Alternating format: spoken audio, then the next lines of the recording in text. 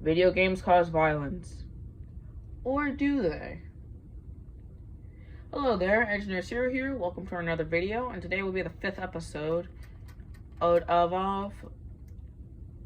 today I will be recording the 5th episode of Stupid Rants, aka the final episode in the Stupid Rants 3-episode finale, which was actually just a result of me failing to record or anything for 3 weeks. This episode will be on: do video games cause violence? Now, personally, as a gamer, my opinion is already going to feel like it does not matter to certain people, because they're going to be like, well, you're a gamer, therefore meaning that of course you're going to say that video games don't cause violence. But I think the reason why this whole issue exists is because the people who claim that video games cause violence don't play video games. First, we need to get into some generations, though. Now, there have been several generations of people, with, I believe, the order being boomers, the baby boomer generation, who were born, I believe, a little after World War II, right? Then you have millennials. Actually, no, I believe you then have Gen X, then millennials, then Gen Z, aka Zoomers. Now, the whole problem with this debate is that oftentimes it just comes as a result that boomers are considered to have a lot of outdated mindsets. I mean, we all know the joke about, well, I hope we all know the joke about a boomer going into, like, being extremely mad about anything that might be related to communism in any way, shape, or form, because they were most likely born during the Cold War era, where communism and the Red Scare and stuff like that was there. So basically, the whole situation boils down to boomers oftentimes will have a lot of outdated mindsets, particularly around video games. I believe that the first video games particularly start to pick up in, I believe, either the 1980s or the 1990s. So basically, what we have is a generation that is a lot more prone to being way more judgmental of things from the past, and them basically just having this sort of hatred towards anything new, right? And then you have this newfangled product which has come out and is sweeping the nation, and wow, people hate it. Now, I'm just gonna say it, every generation finds something to hate on. For example, well, I believe the generations before boomers were mad about freaking newspapers because they were scared that newspapers were going to disrupt social practices, and that children would not want to go outside and talk to their friends because they'd be too busy reading the newspaper. I wonder what that one sounds like, actually. So, it starts with a C and with an L, and then is followed by phone. Anyways, so the whole situation with it is just that every generation finds something to hate on. And in the case of boomers, it's probably just like most things pop culture, because they don't get it, okay? Now, let's get into video games. I just realized it's been 4 minutes and I've been stuck on this introduction. So anyways, allow me to get into it. The whole crux of the whole video games cause violence argument is it's dependent on the idea that anyone who plays video games only plays Grand Theft Auto and Call of Duty, right? Now, there's actually a Dr. Phil episode which was reacted to by this YouTuber named Optimus. Basically, the episode's called "It's Always the Video Game's Fault," I believe. Actually, no, it's not that one. It's the video game's fault, not my bad parenting. I recommend you watch that video for a bit more context on the situation. But basically, there was this mom who um who either bought her kid Grand Theft Auto and Grand Theft Auto and Fortnite, or let her kids play Grand Theft Auto and Fortnite, and is upset because of his vulgar behavior. And it is the darndest situation as a result, because basically the whole situation with it is just like parents becoming complacent in their anger. But this is actually a good example of how some parents seem to think that video games cause violence in real life. And it's a pretty interesting situation. Now, allow me to explain why video games don't cause violence. Number 1, intervention. For some reason, a lot of parents who claim that their children have become violent as a result of video games really don't like monitoring them. I'm not going to say they're bad parents, but I'm going to say that they're parents that really do not want to watch over their children. They're the sort of people who want to just plop their kids in front of a TV, hand them a game controller, hand them whatever games they can buy, and just wait and just do whatever the heck they want to. And to be honest, I can understand why they would do that. Children are difficult to deal with, and a lot of times some people think that children are unreasonable. So they'd rather give their child a distraction that they can enjoy while the parents do whatever the heck they can to ignore the entire catastrophe that the child has caused. But the problem is that a lot of times parents who do this really do not like intervening when it's clear that their child is being raised by the video games and not by a parent. Now, the people who claim that video games cause violence often say it because, number 1, video games glorify violence. Or so they claim. They basically have this ideology that video games glorify violence towards children, and thus, as a result, their malleable brains of children will accept that violence is good.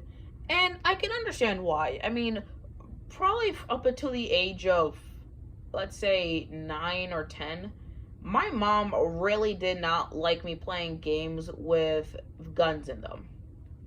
Now, the reason why is because of the fact that gun violence is indeed a thing. And I'm assuming that her idea was that if I was told that guns are bad and that I should not play games with guns with them until I was older, then I wouldn't know that, just because guns are in video games doesn't necessarily mean that guns are a good thing. And to some extent, she's correct. I mean, after all, I may be a person who is fascinated with, guns as a mechanism and stuff like that, and I do think that guns are cool, but I'm not going to be a person to think that guns are an inherently good thing. Because, let's be honest here, no 6-year-old should be playing a video game with guns in them, just straight up.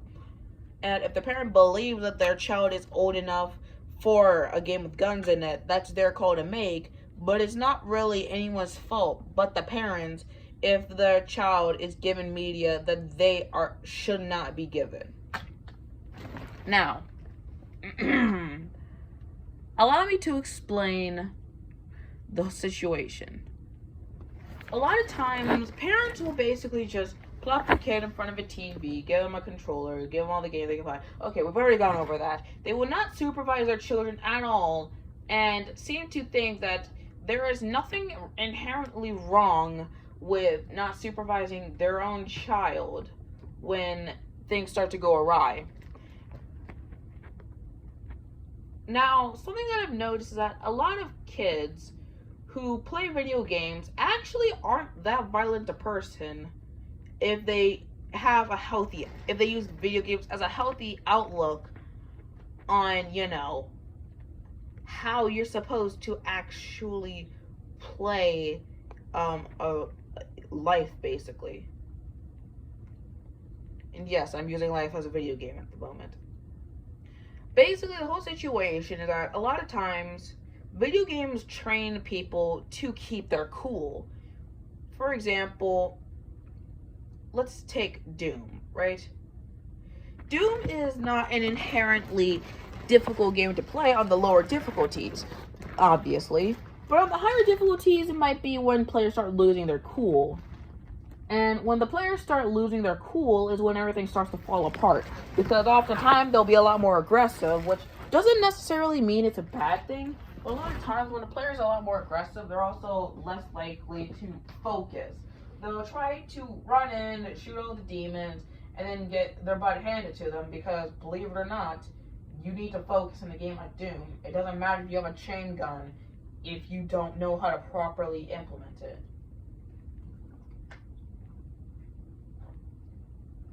So,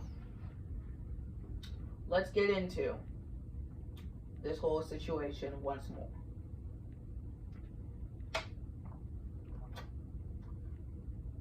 Number 2 about the argument. Parents don't teach their children how to let their anger out in a good manner. It seems a lot of parents seem to think that anger is something that is inherently bad and should be suppressed at all times. These parents are wrong. Anger is not something that should be suppressed. It should be something that is accepted as a part of us and should be let out when we're suppressing it. Let me tell you what happens to suppressed anger. Suppressed anger just builds and builds and builds until there's a point at which a person just can't take it anymore and decides to just let it out of one extreme burst.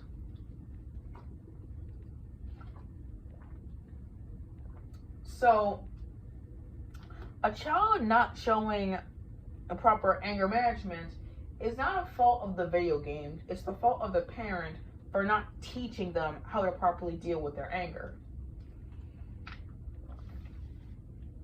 Now, believe it or not, anger isn't necessarily a bad thing either. I mean, it's definitely not a good thing when it's directed towards people, but a lot of times people can use anger in creative ways in order to actually alleviate stress. Like, there are some people who use anger in artwork, and when they feel really mad, they're like, oh my god, I can paint an entire picture to just describe my entire feeling right now. And a lot of times, it actually doesn't turn out that bad because it's just raw emotional energy being poured onto a canvas. Therefore, anger can be good when it is utilized in a proper manner. However, the problem a lot of people have is that when they don't teach someone how to properly utilize their anger, it just goes back to the whole letting it out in massive outbursts. Now, this is a bit of a touchy topic. School shootings. Now, I'm just going to say it. No one thinks school shootings are cool, okay? And as much as I like guns, I would never bring a gun to a school with the intent of killing children, okay? But for some reason, there's some parents out there who believe it's the video game's fault for school shootings.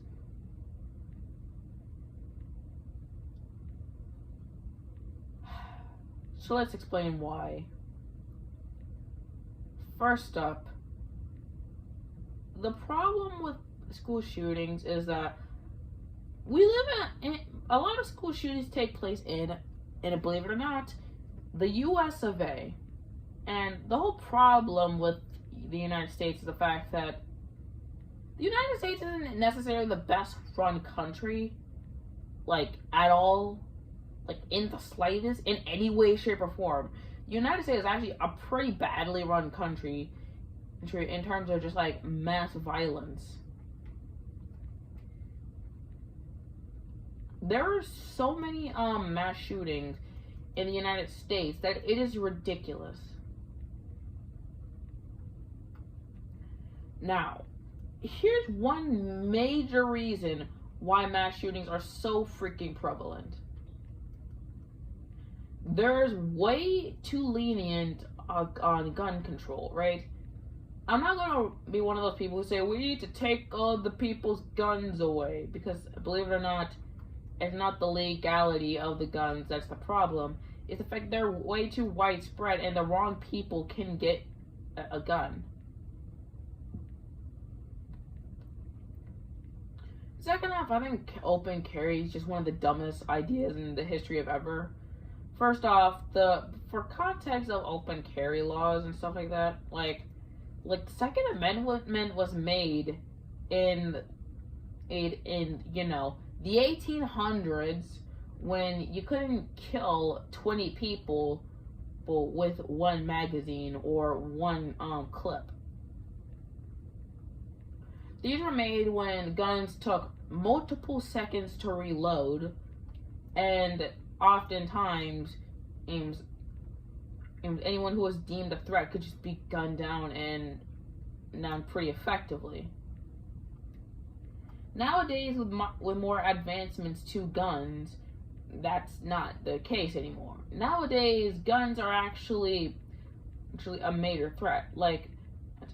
But the problem that is found is that a lot of times, while I say it's not the people who are following the law that shouldn't be worried about, there are some cases in which it is.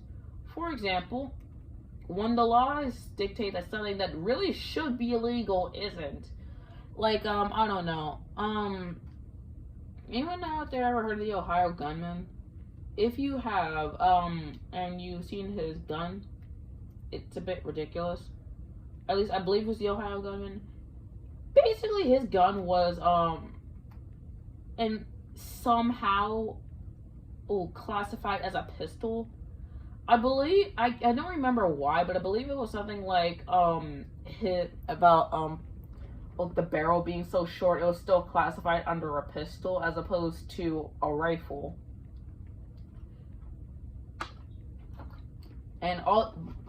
So basically, his gun was a rifle in everything but name and designation. And thus, he was legally allowed to purchase the gun, he was legally allowed to assemble the gun, and he used it to illegally kill people. You see the problem here, right? Because if you don't, I'm not really sure what to say about you in that regard. It's the fact that the Ohio gunman was legally allowed to put together such a high-powered weapon, and it's kind of ridiculous. Now, I'm just going to get a bit personal in this. I'm just going to say I personally believe that ARs and SMGs should be kept on the front lines of battle. There should be no reason why a civilian should legally be allowed to own an assault rifle, if you ask me.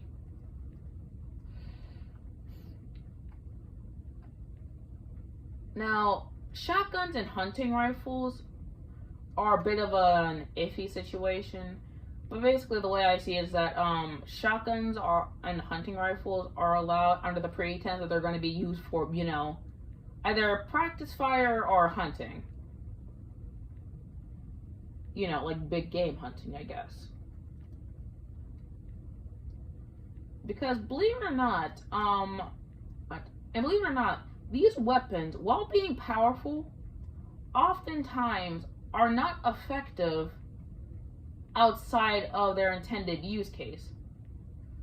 For example, try using a hunting rifle outside of hunting. Well, first off, it's a bolt action weapon, therefore meaning that you gotta effectively reload each shot.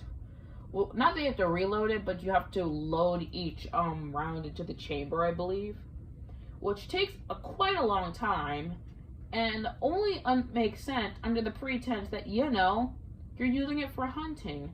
Therefore, you can't really use it for nefarious purposes.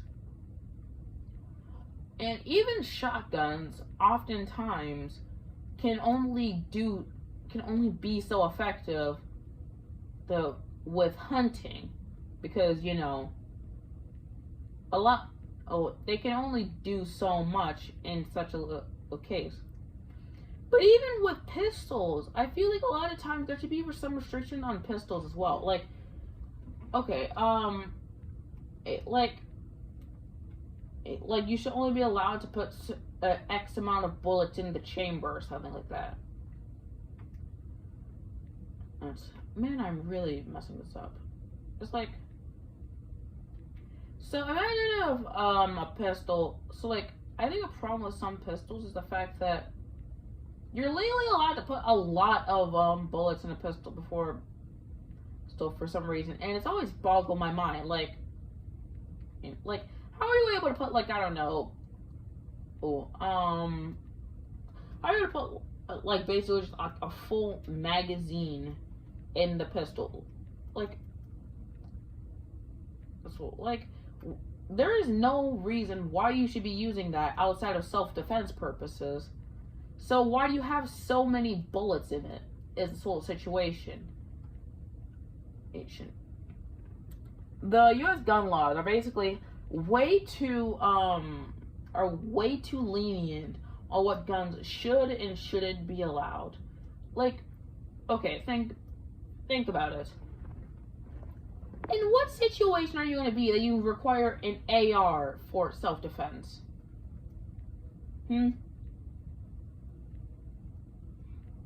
Like, no, seriously. Why would you need an AR for self-defense? Because most of the time, if you're unable to take out the person who is most of the time, if you're trying to take out someone with an AR, and if you need to take out someone with an AR, or God dang it, I'm messing this up again. Okay, let me rephrase the situation. Even if ARs were allowed, why are you allowed to put a full clip in there exactly? Like, if you can't down someone with an AR and only 3 bullets, I'm pretty sure whatever happens to you, you probably deserve it. Because, that means you haven't taken actual proper rifle training and stuff like that. By the way, why are people allowed to not know how to use a weapon before using a weapon exactly?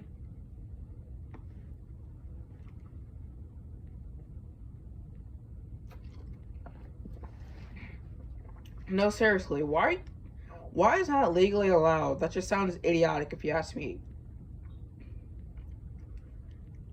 Now, well, I'm not saying that you need to be like a freaking marksman with a pistol or something before you can buy it, but I'm saying that a person should at least be able to figure out like all the mechanics.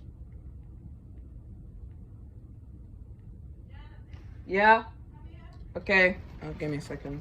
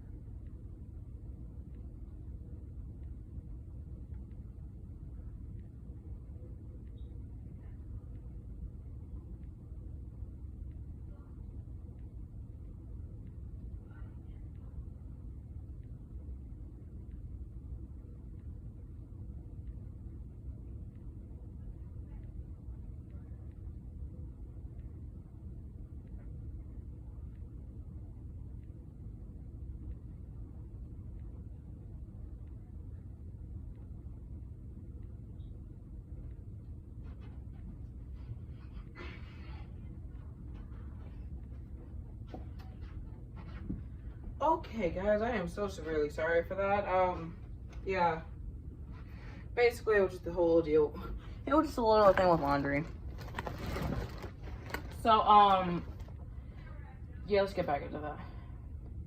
Like, I'm not saying you need to be a marksman with a pistol or anything, but basically it's just that the person should be able to figure out what all the mechanisms on the weapon are for. Like, if you're going to use a pistol, you should be able to identify where the safety is and all that stuff.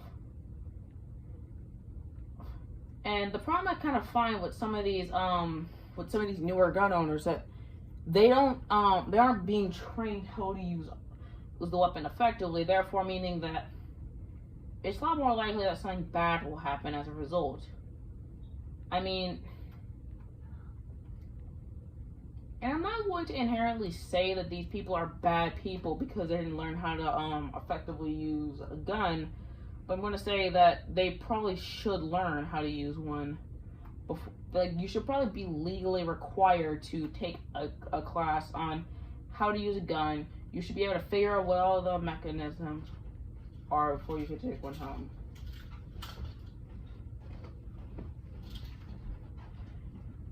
And I feel like that's one of the main ways that you could prevent a lot of bad things happening.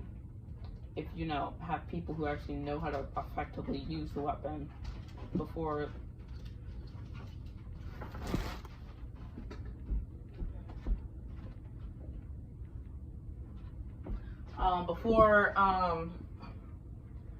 before they can actually bring it home. Anyways, Rant's gone on for a little bit, so I think I'm just gonna yeah, this mini rant's gone on for a bit, so let's just go all the way back to the beginning.